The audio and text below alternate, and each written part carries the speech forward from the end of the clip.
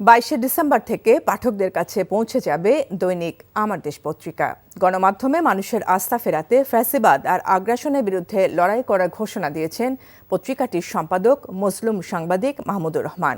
সকালে জাতীয় প্রেস ক্লাবে আমার দেশ পত্রিকার নবযাত্রা উপলক্ষে এক সংবাদ সম্মেলনে একথা বলেন তিনি। এ সময় তিনি দাবি করেন, আমার দেশ কোনো রাজনৈতিক দলের পক্ষে নয়, যারা শেখ হাসিনার মতো ফ্যাসিবাদী আচরণ করবে তাদের বিরুদ্ধে কাজ করবে গণমাধ্যমটি। বিশ্বে নির্যাতিত মুসলমানদের পক্ষে থাকার কথাও জানিয়েছেন সিনিয়র সাংবাদিক মাহমুদুর রহমান।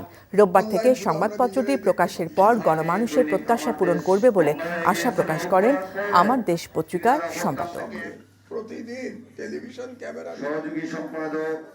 পত্রিকায় অবশ্যই দুই পক্ষের বক্তব্য মন্তব্য থাকতে হবে।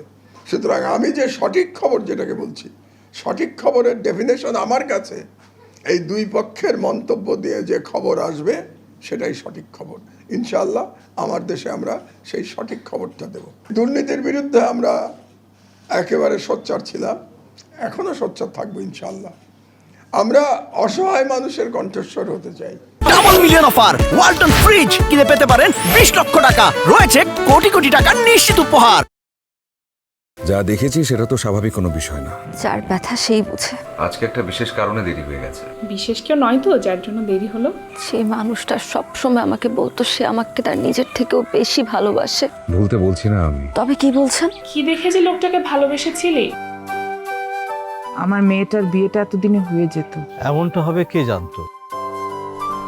রতন ভাই। আরে আমার ফুফাতো ভাই। ও হ্যাঁ, কি হয়েছে?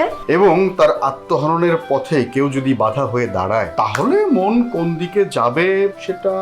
তোর বোনের বিয়ে, দায়িত্ব তো সব তোরই। অনেক সময় গাছের ডাল কাটলে গাছ প্রবলতরতে যে বেড়ে ওঠে, প্রেমও সেরকম। আঘাত লাভ করলে দ্বিগুণ শক্তিমান হয়ে ওঠে।